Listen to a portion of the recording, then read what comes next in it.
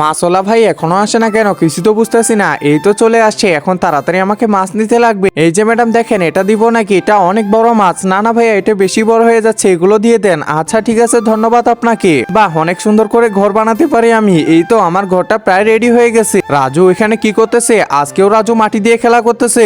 এই রাজু, তুই বারবার মাটি দিয়ে খেলা করিস কেন? হ্যাঁ, তোকে বারবার বলছি না যে মাটিতে তুই আসবি না? যা তাড়াতাড়ি হাতগুলো ধুয়ে নে। এখন তাড়াতাড়ি আমার সাথে আয়, এখানে চুপচাপ বসে থাকবি।